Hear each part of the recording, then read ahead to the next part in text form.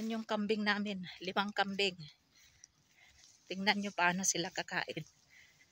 What is this kind of leaves, Dar? Grape. Ha? Grape. Ayan oh.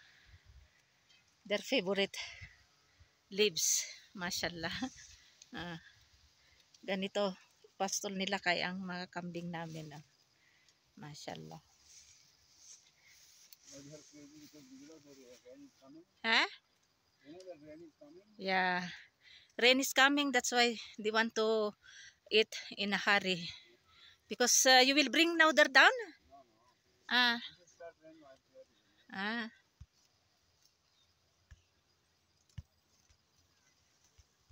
Ayan. Finish already other one? Yeah. Ayun. Oh.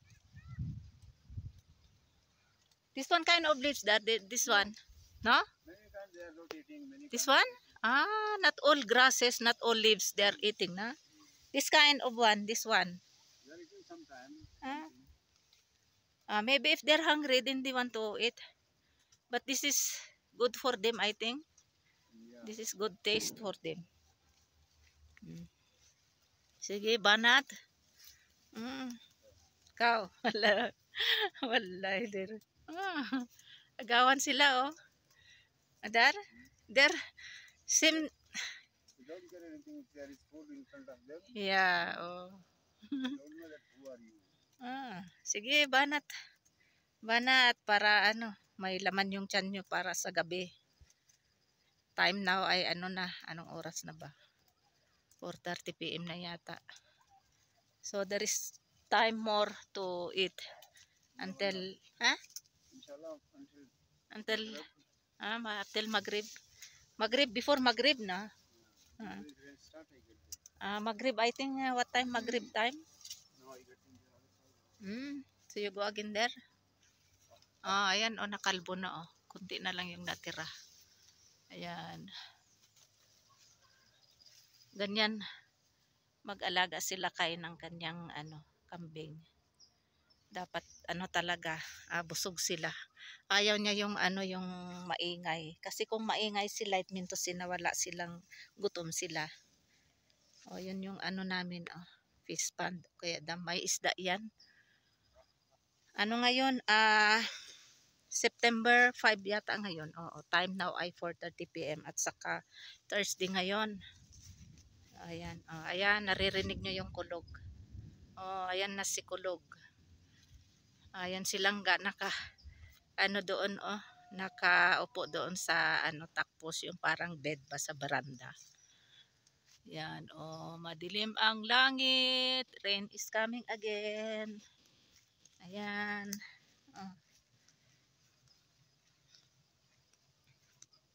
Yan yung Rawlakot City, Ayan, may sikat ng araw pa doon.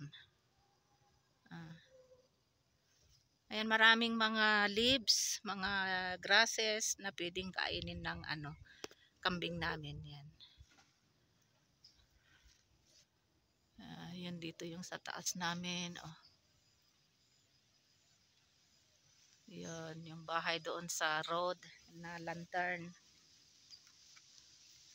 Yun yung pala, yun yung nakikita nyo yung dyan, yung malinis dyan. Dyan nanggaling yung malaking bato na nahulog noong last April 28 ba yun yan? Yeah, dyan galing. Tapos nahulog yan hanggang pababa. May video ako noon nung last April yon, April 28. Na napakalaking bato na nahulog doon sa may branda na yan kung saan nakatayo si Fahad dyan. Yan, dyan nahulog yung malaking bato. Gabi yun mga 8:45 PM. Kaya yung bato na yan, yung malaking bato, yun, binamblas yun. Tapos binakod dyan sa may, nakikita nyo yung mga dyan, yung mga pine trees dyan. Yun, doon binakod sa sa baba. Yan silang palakad-lakad.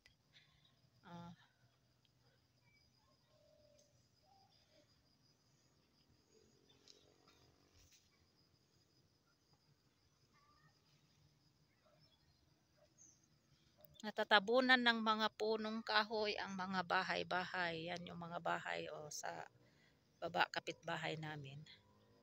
Ayan, pag ano na ito, pag autumn, ano, ano yan, unti-unti nang maging yellow at malalaglag yung mga dahon. Tapos, pag winter na yan, December, makakalbo lahat ito. Itong mga dahon, itong mga puno, makakalbo yan lahat.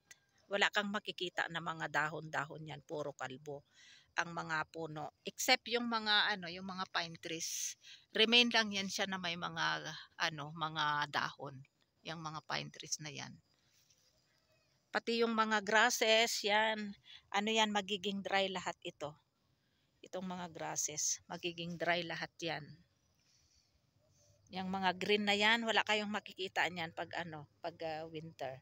Kasi by autumn mag-start na yan na malalaglag, maging yellow tapos malalaglag na. Ayan.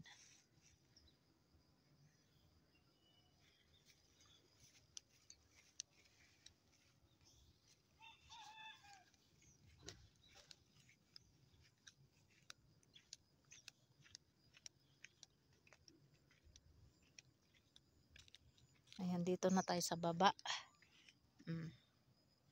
Dito banda ano ko yung nahulog na bato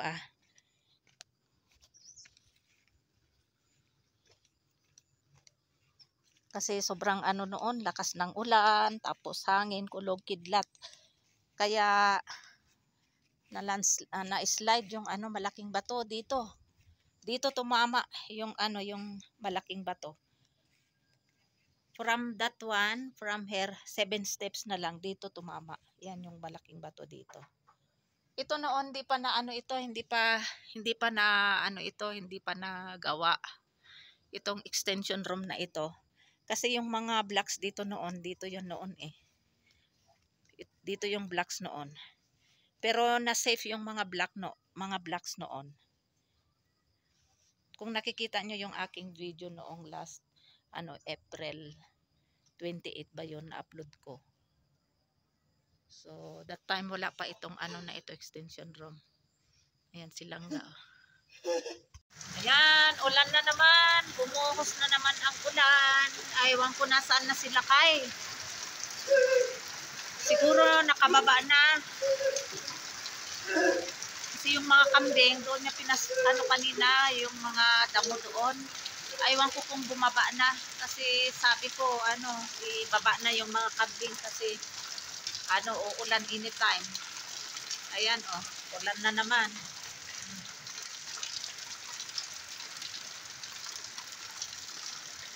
Lagi na lang ulan, halos everyday ang ulan.